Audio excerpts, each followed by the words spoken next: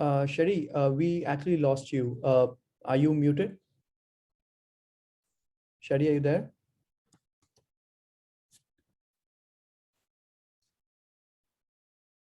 Okay, I think guys, we actually lost him. I think he has some network bandwidth trouble. So, and I think he has joined us back. Just a second.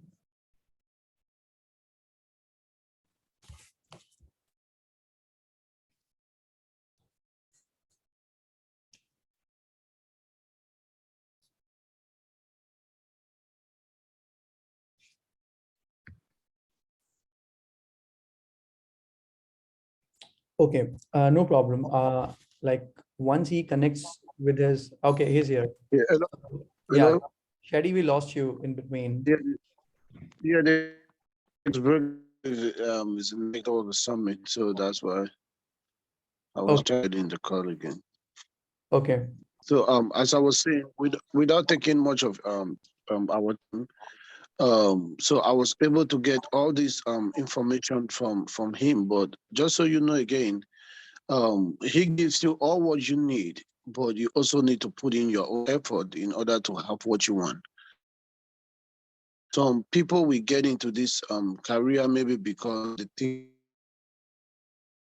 figure can still the no, don't have how you still gonna keep the job. Simply gives you takes to have the job, give you all what it takes to keep the job.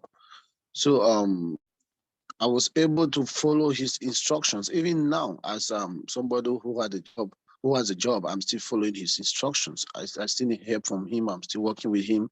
I mean, it's just so amazing that when you finish a course, then you have a mentor to help you. Maybe you can call and tell him like, hey, how do they do this? They do this. How do they do this? That's a very good job support right there.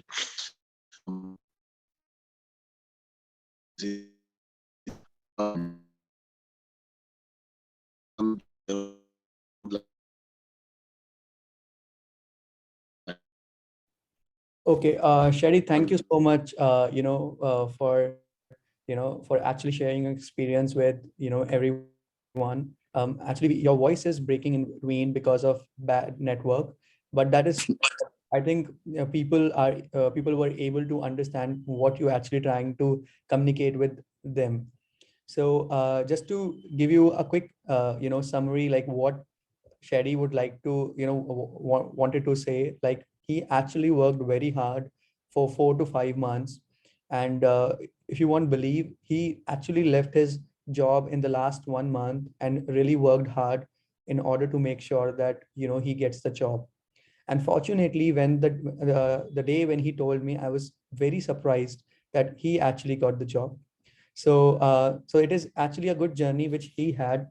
I think we can proceed now, and we can continue with our session. Thanks a lot, Sherry, for coming and sharing your experience with all of the students. Really appreciate your time. Okay. So guys, Thank you very much. no problem. Yeah. So guys, over here at Thinkcloudly, we follow a principle that is Ubuntu. So many of you might be aware already, like what is Ubuntu. But if I tell you the story behind Ubuntu. So in Africa, it's actually this story actually is coming from Africa, and there is a culture, Ubuntu culture, which is followed in Africa. A lot of my friends from Africa have always, told me, and this is the story which had been given to us by the African. So there was an anthropologist in Africa, and he proposed a game to African tribal children. And you know what happened? Like he proposed a game that he placed a suite of basket, near the tree. And what happened? He asked children, all the children, to basically, stand 100 meters away from the, from the tree, and ask them like whosoever will first pick up the basket, he will win all the sweets. Now, surprisingly, when anthropologists said, ready, steady, go, you will be surprised to know what happened. All the children, they held each other's hand and started running towards the basket. And an anthropologist was very surprised to see that all the children, when they reached near the basket and picked up the basket together, so he was surprised to see like everyone was together and they picked up the basket. So anthropologist actually, asked all the children, why did you do so? So the children answered Ubuntu. Now, what is the meaning of Ubuntu? Ubuntu means, how can one be happy when others are sad? So this is a very, important line which they actually try to communicate with the person, that how can one be happy when others are sad? And that actually became a very strong motive of our Think Loudly as well, that we are here not to just, sell the courses or sell the services. If we are trying to sell the services, that should actually bring some results in people's life. So we are, our team across many different countries, they are actually trying their best. There is a payment team, marketing team, sales team, everyone is actually trying their best in order to make sure to provide the best service. And that is what, we always follow here at Think Loudly, that I am because we are. Okay, so that is the most important, message which I would like to pass on to everyone, that it is not one student like who get the job, he's not going to help others. It is really our responsibility that if we have some tips and tricks, you can always bring that to us, give it to us, we will pass on to other students so that they also get benefited out of it. Okay, so that is the principle which I wanted to pass, to all of you. Now let's start with our, today's topic, that is on REST API. So guys, the reason we picked up this topic on REST API is that this is not dependent on any cloud. So over here today, some of you are attending AWS sessions, or some of you are, would like to attend AWS sessions or classes. Some of you would like to attend Azure classes, or some of you would like to attend some other classes. But REST API is actually a concept which is followed in all the clouds, in all the DevOps area. It's actually a concept which is followed across the globe. Okay. Now you would be, wondering, then what is this REST API? So if I tell you, that there is, let's imagine that there is an application. Okay. So let's imagine that you have an application like Facebook. Okay.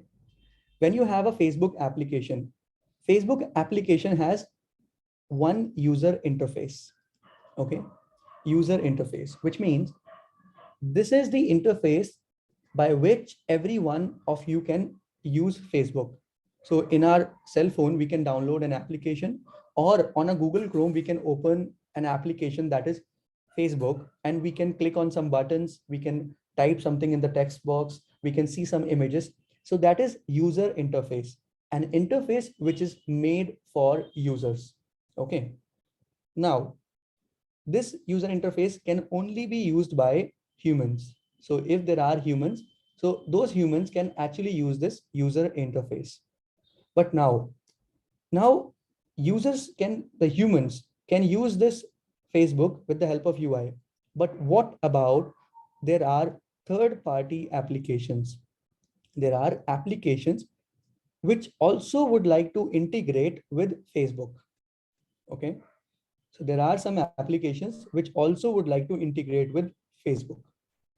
Now, user interface is actually made for users, which means humans. But what about third-party APIs or third-party applications?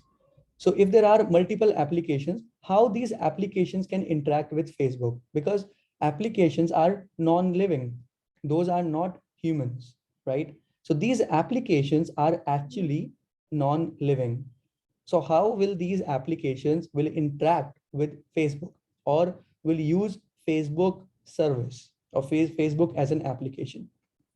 So for that reason, Facebook also exposed another interface, that is API, application programming interface. So this interface is meant to be used by all the different applications. User interface is being used by users, humans. However, on the other end, applications always use API, which is application programming interface, to interact with different applications.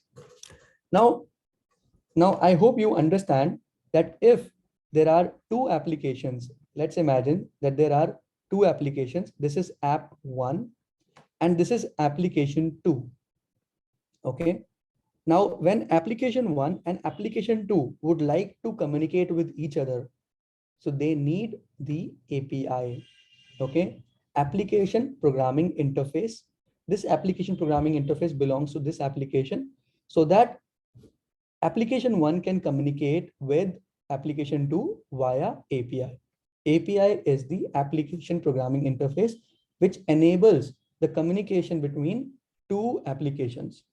Let's imagine that there is another application which would like to communicate with application 1. Now, let's imagine that this app 1 does not expose any API. It does not have any API. In that case, there cannot be any communication.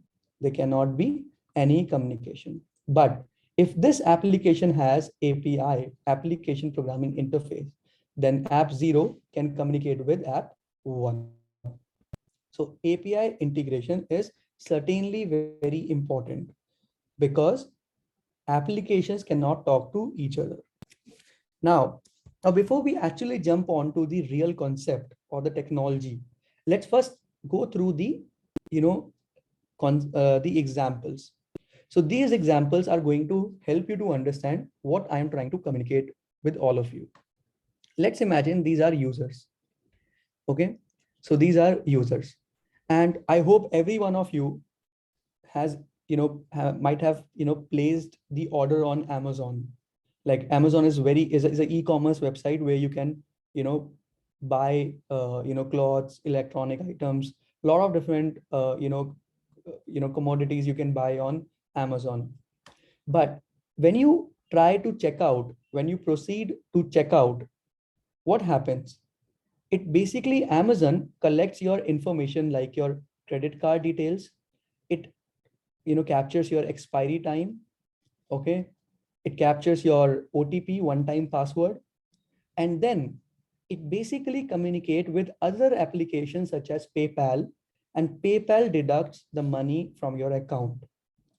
Now, can you imagine, guys, that when you are trying to buy something and your money is getting deducted from the bank account, how is this possible? Is it a magic somewhere happening that you clicked on proceed to check out and automatically your money is deducted from your account? There is no magic. There are two applications which are communicating with each other to make that checkout happen. Okay. So let's say that when you buy something on Amazon, Amazon will send a request to PayPal that Naman is trying to buy a product from us. Please deduct $50 from his account. PayPal will validate all the information provided as part of request, and it will deduct $50 and will send the success response that the transaction is successful. Please ship the order. So there is a communication between two applications which are happening. So you can consider this is application 1 and this is application 2. And these two applications are having communication between each other. Now, now you would be wondering, how is this possible? How two applications are able to communicate with each other? Because PayPal exposes the API. Okay. So PayPal has API, application programming interface. This interface is meant for application to application conversation. And that is why Amazon is able to talk to PayPal with the help of API. After that, we have, like, let's go to another, example. Let's imagine you would like to book flight tickets. So when you would like to book flight tickets, let's say you would like to travel from New York to Paris. Now you will search tickets on Google. So you will search flights on Google, and whichever you think you will be buying the tickets, then Google as an application is going to communicate with the airline application.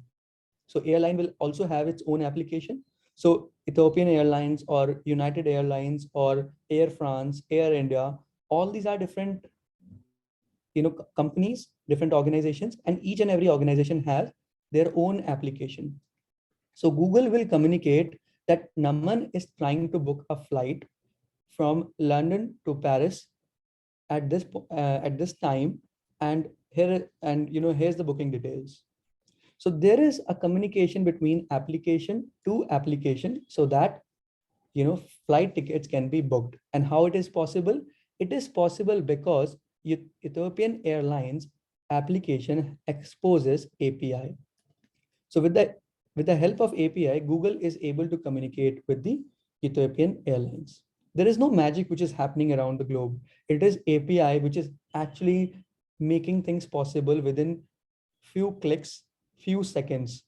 So within few seconds, everything is done. So when you click on proceed to checkout, within 5 seconds, your payment is done. How is this possible? There is no human who is going to, collect the money from bank, or basically, deduct the money from bank. There is an application to application communication, and that is possible with the help of API. Now, now there are several types of API. However, REST, REST is one of the best API communication across the globe. Okay. And every other application in today's world, whether it's a banking applications, whether it's it's airlines application, whether it's Netflix, any application, they use REST API. REST stands for representational state transfer. Okay, representational state transfer. So this API actually enables the communication between two applications. Okay. Now let's imagine that this is your application one, and then you have application two. Okay. Now you have to enable the communication between application one and application two. You will be able to do it with the help of REST API. Okay.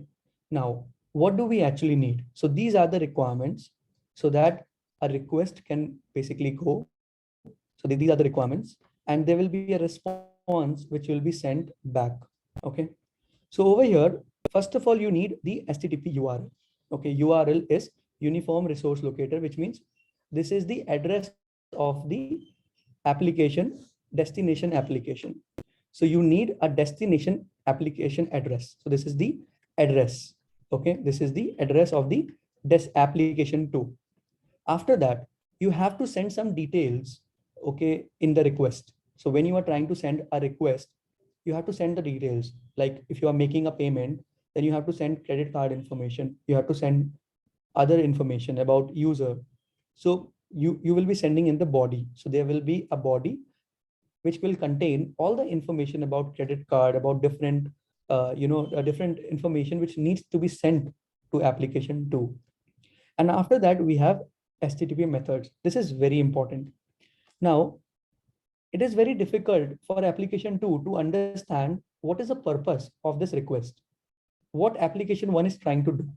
So there are some HTTP methods, or this is also known as verb.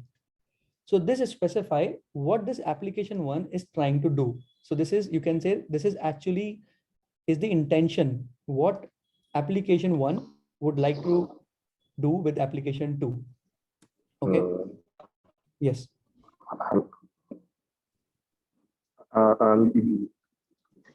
Your line is breaking. Neyman, your line is breaking. Yeah, would you really check connection? Is it breaking for everyone, guys? Maybe it's from you. I don't think it's from everyone. No, It's it's not. the- It's perfect for me. We good, loud and clear over here. Okay. Thank you, everyone. Thank you, really. So Dennis, yeah, Dennis, try connecting once. Yeah. Okay. So guys, over here, what I'm trying to say is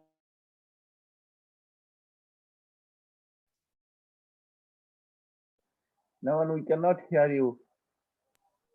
Yeah. Okay. Now, Can you hear me now?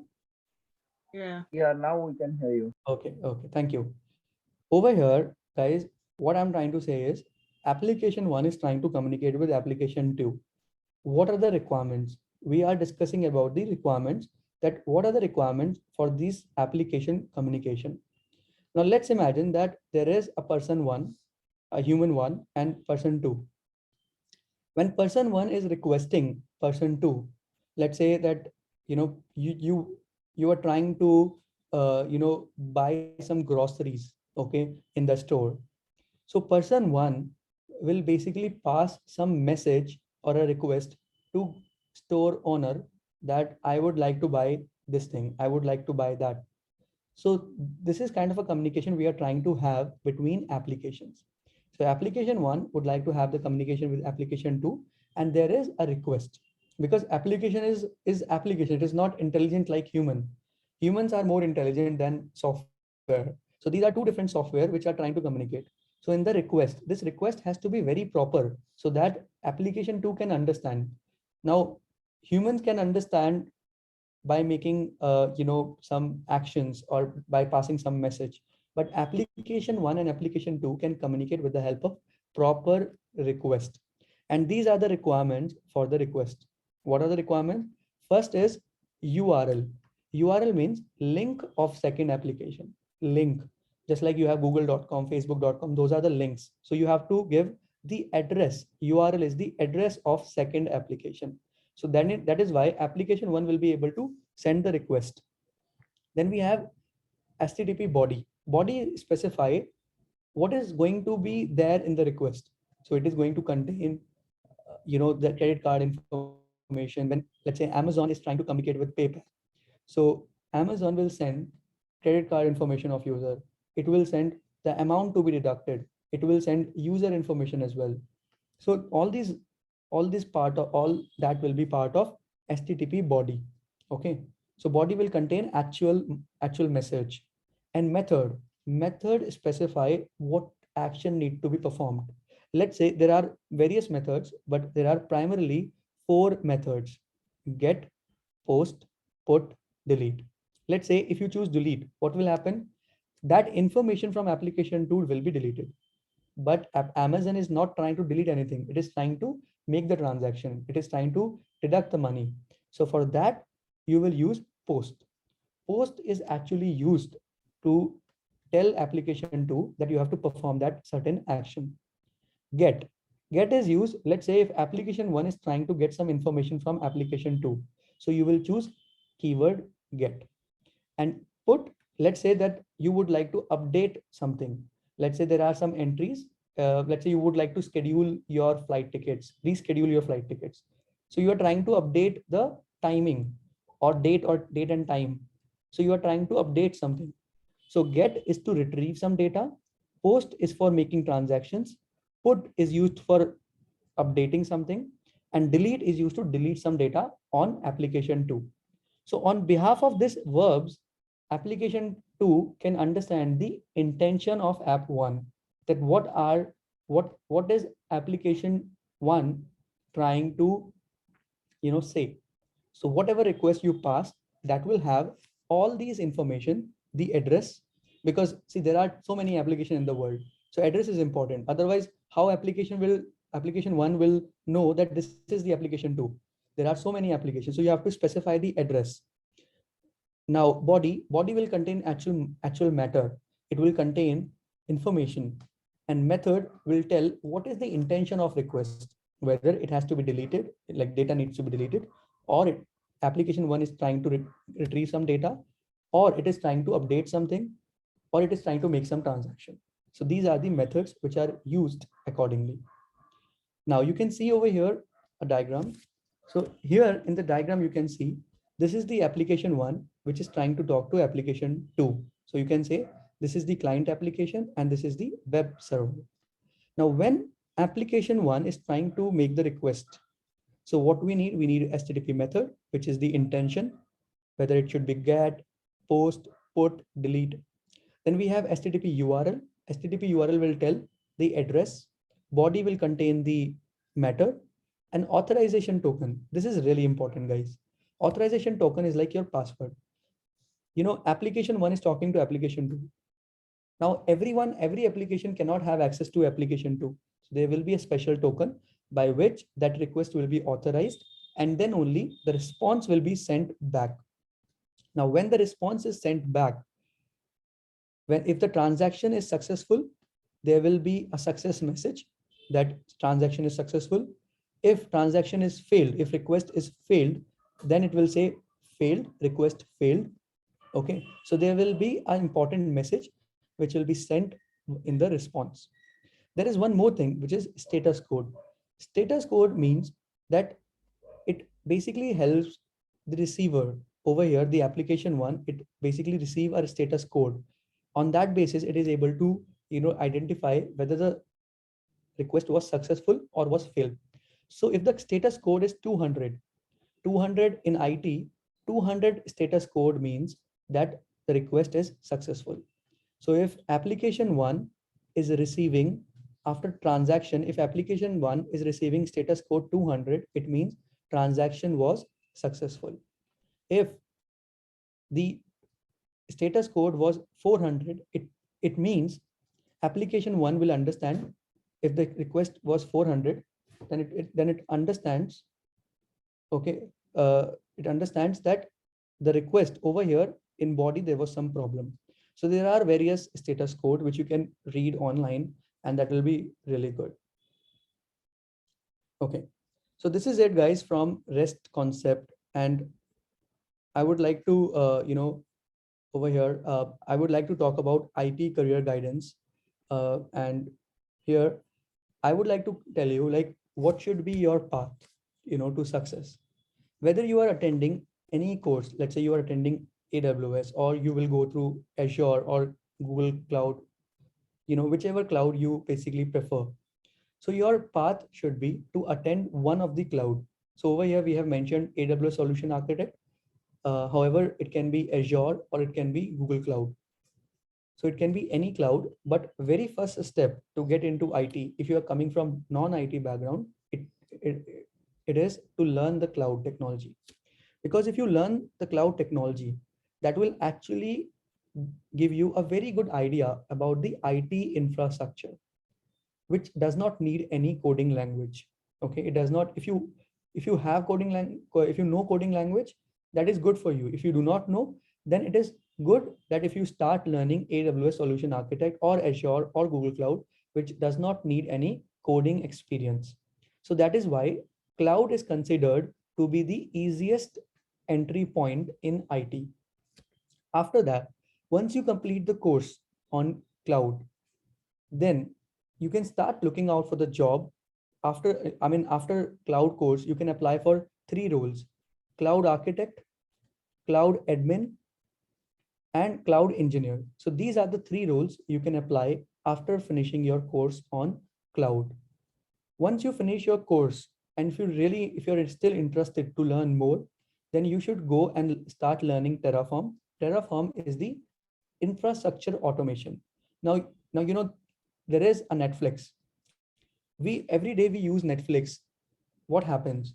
So when we are using Netflix, there is a very big infrastructure sitting in the background. There are thousands of servers, there are thousands of IT infrastructure which is sitting in the background. So it is really important to automate something. It is automate IT infrastructure. That is possible with the help of Terraform. So from after cloud, this part is covered as part of DevOps engineer. So this is your DevOps. So whosoever is interested in IT, first step is to learn cloud. And if you are still looking out for the job, you can get into DevOps. In DevOps, you can learn, first step is to learn Terraform. Second, you can learn Jenkins. Over here, when you complete these 2 courses, you can apply for DevOps engineer or cloud engineer role. And after that, if you're still interested and if you have more time, you can go ahead and learn Dockers and Kubernetes and Ansible. These are the 2 different courses which you can learn by yourself. If you have enough, idea of reading documentation, you can learn yourself. Or if you need any institution help, it is not only about Thinkcloudly. Over here, I would like to be very transparent. It is not about only Thinkcloudly. It is something which is dependent on you, that if you want to go and read yourself, or you would need our help, or you need some other institution help. But this is the path. So very first path is to go for cloud course. That is the first path. Here you can apply for 3 roles. Then second is Terraform, which is DevOps. Over here, from here, your DevOps journey starts. When you go toward Jenkins, after Jenkins, you can apply for DevOps engineer and cloud engineer job, because you will have a very good idea about cloud and DevOps. And then if you go towards Docker and Kubernetes and Ansible, you can apply for senior DevOps role. Okay. After that, there are some few things which I would like to, communicate. There are few checkpoints for every one of you. Every one of you, what basically student tries to do, they try to focus on cloud, and they try to focus in the class. But there are few other things which we have to make sure are ready. So your LinkedIn profile should be ready, which reflects some of the experience on cloud. It should not be that you're coming from a banking sector, or you're coming from a nursing sector and you're trying to look out for the job. Try to modify your description and try to put some projects, some personal projects on LinkedIn profile. Prepare your resume. So if you need our help, we can also help you in resume, or if you can prepare your resume yourself, that is also very good. Make sure your resume is updated. After that, make sure your Indeed and Monster account are also ready, because these are the job portals account. And on everyday basis, you are trying to apply for the jobs on everyday basis. Like let's say you apply 5 or 10 jobs every day, to ensure that you get frequent recruiter calls. So if you have started your cloud course, or if you're planning to start your cloud course, or the first step, make sure you are actually have all these things ready. Okay, so that you can frequently get some calls. It's okay if your course is still going on, but ensure that your accounts are ready. After that, we have shortcuts. So over here, shortcuts, I'm just telling you some shortcuts so that it can really help you. So you can take some interview preparation sessions. You can find some interview questions on our Thinkcloudly portal or some other website on Google, and try to attend. Ensure that whether your course is ended or not, you are going for frequent interviews to collect as many questions as you can. Because when you go in the interview, you will be able to answer, in the first interview you will be able to answer one question out of 10. In second, you will be able to answer two questions out of 10. So you will be collecting a lot of questions which are being asked these days. But when you go in 11th interview, then your chances of passing the interview becomes much higher. And then you can also take our live projects, which can really help you to gain some real-time experience, and it will really help you to put something in front of the interviewer. So this is all about the REST API and IT career guidance, guys. This is what I wanted to communicate in today's session. However, please do not leave right now. We have a quiz, a very short quiz, which is intended for the people who are new in IT or who are new to cloud. So just let's go and give the quiz. And there are some quizzes or goodies for whosoever wins. So please make sure you are dropping your question on the chat. Open your chat. Whosoever will answer first, we will note down the name, and accordingly we will announce the winners. So please open the Zoom chat and try to answer. When you see the question, try to put your answer very first in the chat. And accordingly, what we are going to do, we are going to give you the like, don't Antara, please do not use annotation.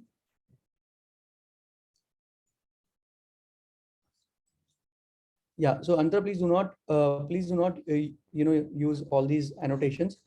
Just drop your answers in the chat window, and accordingly our team is going to assess who is the winner. These are very basic questions. This is just for a fun moment, to bring the fun moment in webinar. That's why we brought this quiz. It's not so technical, so make sure your chat window is open. I'm sharing the quiz on the screen. Just give me 1 minute. I'm sharing the screen.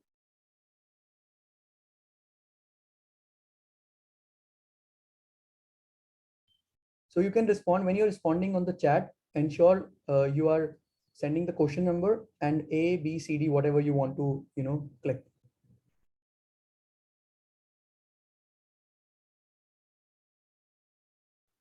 So we will give 5 to 10 seconds on each question.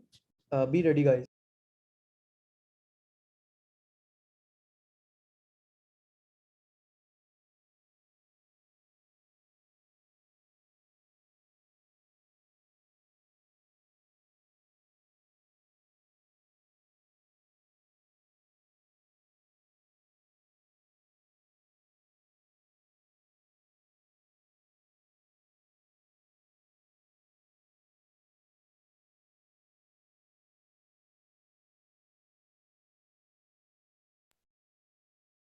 Guys, just 1 more minute. Please do not drop off until you attempt the quiz.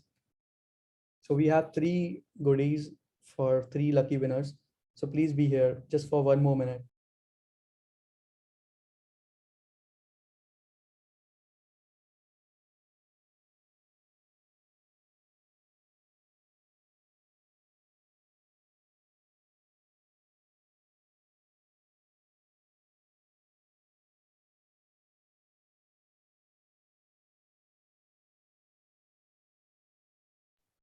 Okay. So here's the quiz. You guys can also attend the quiz later on by after like visiting our platform. But let me just log in real quick. Yeah.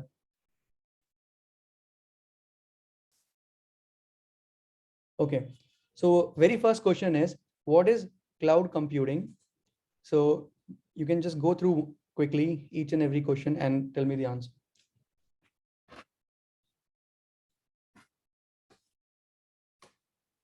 So your time has been started already, guys.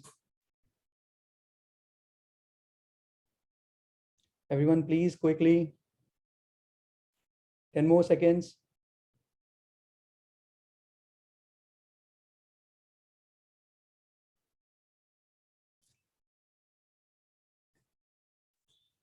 Okay, time's up, time's up. Thank you so much, guys, for responding real quick. So let's see. So many of you have said A. So let me try answering A and see if it works. Okay, so yes, it is a correct answer. So cloud computing means providing services like storage, servers, databases, and networking. So it is like whatever services you are actually getting, all the service you're getting on rent. And that's why cloud computing is providing all the services so that each and every organization in the world can focus, on cloud computing because it has all the facilities which are important from an application standpoint. Okay, I'm moving to the next question. Guys, please be ready. Okay, which of the following is not a type of cloud server? Public cloud server, private cloud server, dedicated cloud server, merged cloud server.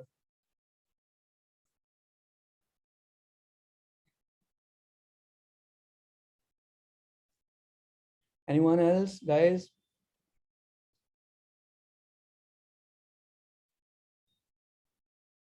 Okay, so the answer is D. So basically, we have servers in public cloud, we have servers in private cloud, and also we have some dedicated servers. So if you guys might have studied or might not have studied, in EC2, there are some dedicated instances in AWS. Just like that, we have dedicated servers in Azure as well. So dedicated cloud servers are possible. So it is not what is, so please read the question carefully. It is not, the question is not about type of cloud. It is about type of cloud server. Okay. So there cannot be merged cloud server. You cannot merge the servers. That's not possible. So that is why merged cloud servers are not, is the correct answer over here. Okay. So you have public servers, you have private servers, you have dedicated servers, but you do not have merged servers. Okay. Quickly, guys, which of the following are the features of cloud computing? Security, availability, large network access, all of the mentioned. Which one, guys? Which one?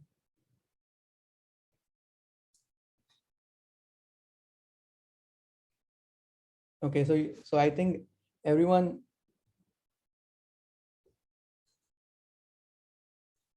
So everyone over here, so cloud computing certainly provides security. That's why so many organizations are focused on security. So I think answer can be A, but cloud also provides availability. So because cloud is so available that your applications are going to run 24/7, so it's not going to go down ever. After that, we have large network access, which means like it's gonna be like it's gonna have a very big network. So that is also correct. So it means D is correct. Okay, I'm sorry. I just mistakenly clicked on this, but D is, correct answer. So all of the mentioned is the correct answer. Let's move to the fourth question.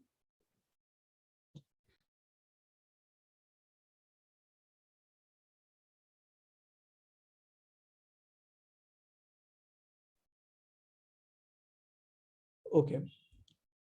So over here, which of the following is the type of cloud computing services? Service as a software, software and a server, software as a service, or software as a server? What do you think, guys? Is it software as a server or software as a service, or software and a server, or service as a software? What do you think, everyone?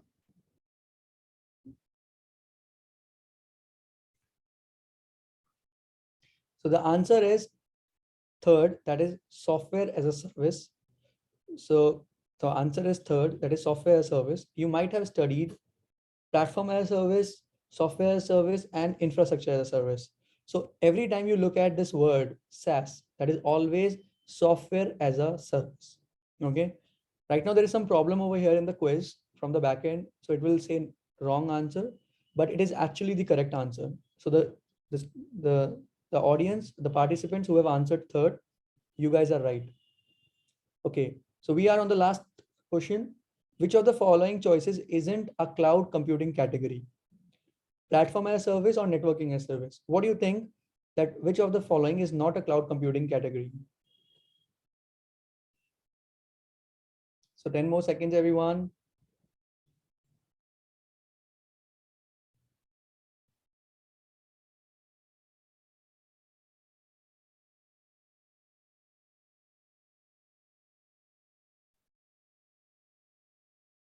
Okay, so the answer is networking as a service is not a category, okay, of cloud computing category. So you have to select this and let's see. Yeah, so it is actually a correct option. So networking as a service is nothing. If someone says networking as a service, that is nothing. So people are calling different names to different services. However, as per cloud computing concept, we do not have any such category, which is networking as a service. So if I just see the result, it's 3 out of 5, like two were incorrect, but that's okay. So the people who have answered correctly, shortly within just 1 or 2 minutes, my like admin is going to announce the result. Just give me 1 more minute. They are assessing it and they will announce the results. So Kashish and Khushi, guys, are you ready to announce the results? Who are the winners?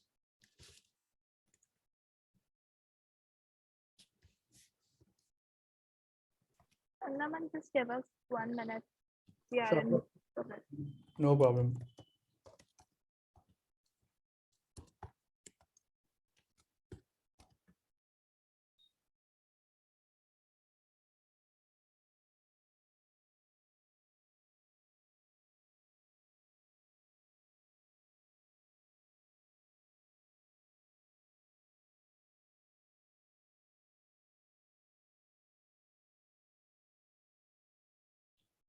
Thank you, guys. Meanwhile, like admin is coming back with the winners. So you guys can, drop your questions in the chat window, and let me know if you have any doubt, any question, so that we can really help you out. Any question from anyone? Yes, Naman, I have a question. Hi, here is Sam. Yeah. You just present that one REST API. So how is the possibility in the REST API job sector in near future? Because of that, you are showing that one already. Some of the organization is doing that one. I think but it would be the great future in near, as well as how it would be the difficult for the non-IT people. Like I am just, like I didn't get the question, Shoman, if you would like to, just rephrase it once more, because your voice is actually fumbling for me. I'm not sure if it is for everyone. Either you can drop your question in the chat window, or you can just repeat your question. I'll try my best to listen it again. Shauman, are you there?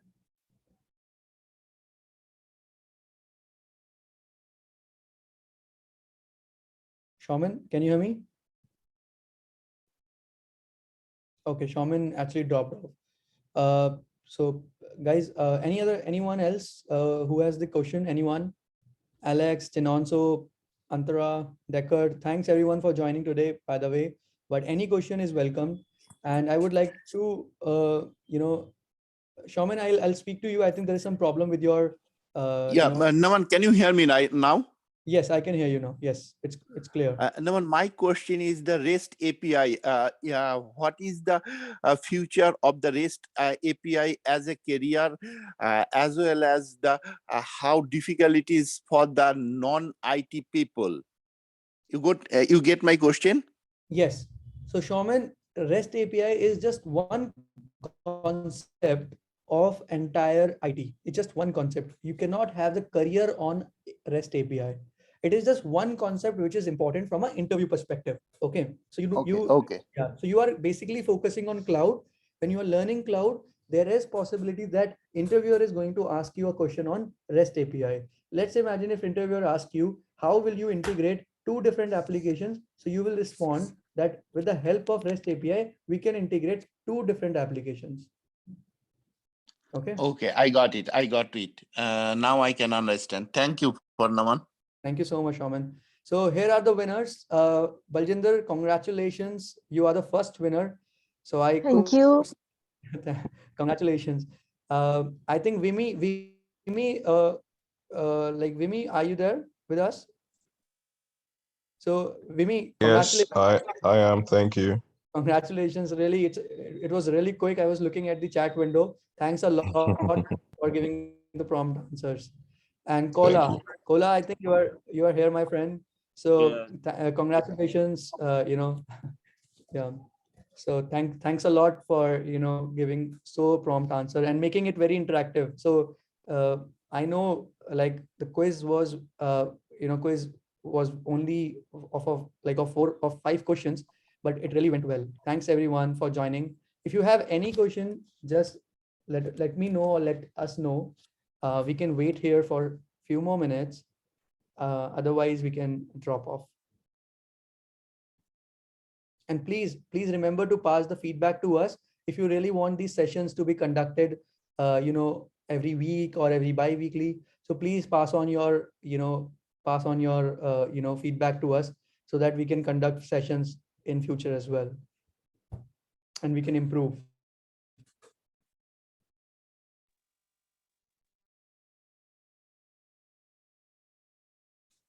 Okay. So I think there's no question from anyone. Okay. Thank you everyone thanks for joining. I'll see you again maybe next week or like after 2 weeks when we schedule another session. And please pass the feedback. Thank you everyone for joining. Really appreciate all your time. Thank you. Thank you. Thank you, Naman, for your nice presentation. Hope it will be happen every month. Have a good day.